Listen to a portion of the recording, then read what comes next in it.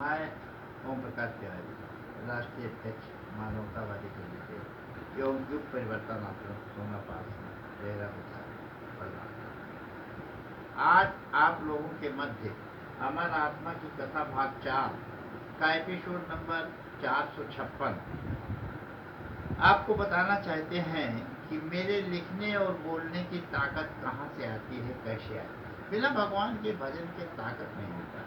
उसी को मैंने इस किताब पे लिख दिया है और इस किताब से मैं आपको पढ़ के सुना रहा हूँ। आप लोग सुने, आनंद उठाएं और अगर ईश्वर के सच्चे भक्त हैं, आत्मा को पहचानने वाले हैं तो लाइक, शेयर और सब्सक्राइब करें। इस प्रकार से कृष्ण सुदामा की लीला ने मानव को समझाया है और मित्रता कैसे होनी चाहिए इसका पूरा भेद बताया है।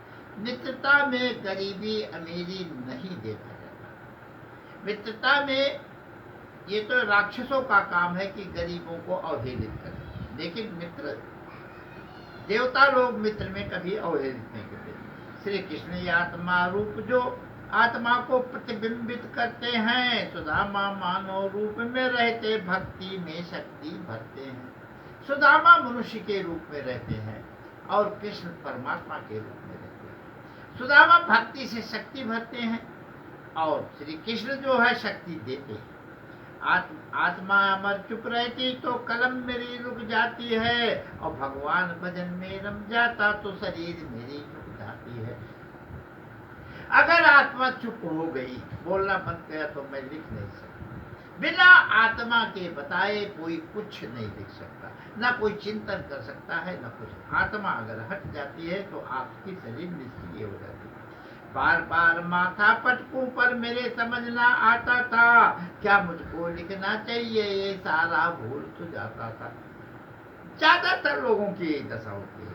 आत्मा चुप रहती है, आत्मा दुखी रहती है तो लिखना और बोलना तो आएगा ही नहीं। इसलिए आत्मा को जागृत करो।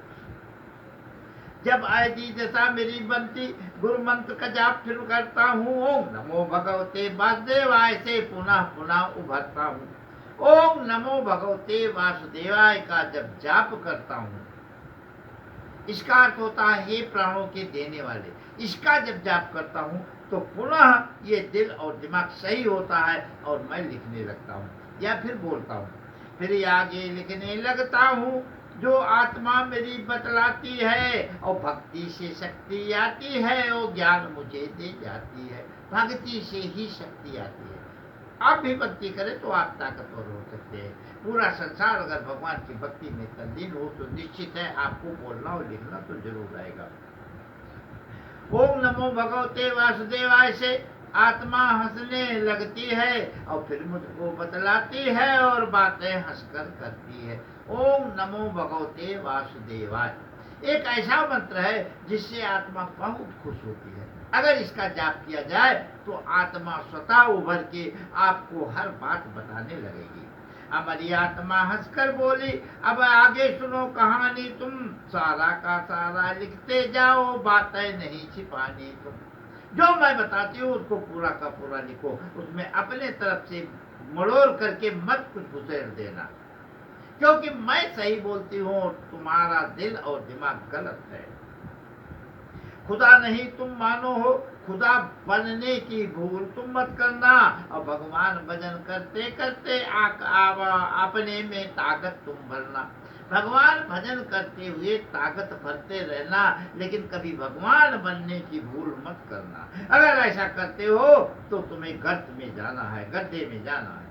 जो ताकत तुमको मिल जाती उसका उपयोग तुम करते रहना, लेकिन शरीर को झूठा समझे इसके प्यार में मत बहना। जो ताकत मिली हुई है इस शरीर को, उसका उपयोग तो कर लीजिए, लेकिन उस ताकत का घमंड मत करना, अन्यथा पूरा का पूरा चूर हो जाओगे। इसी बात को श्री कृष्ण ने गीता में समझाया है। मानव लीला को कर कर के जीवन का भेद बताया है। श्री कृष्ण ने जन्म ही इसीलिए लिया है कि मानव के जीवन का रहस्य क्या है, भेद क्या है, इसको भगवान खुद जन्म लेकर आपको समझाए हैं।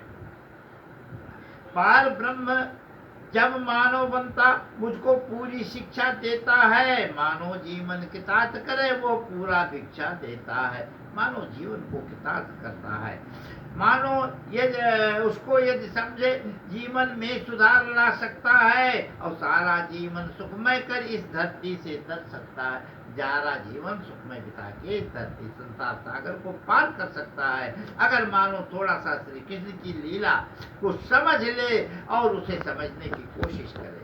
उसी प्रकार से कृष्ण लीला मानव हित में है बना हुआ, उसको लिखता जाता हूँ, उसने मानो ना बना हुआ।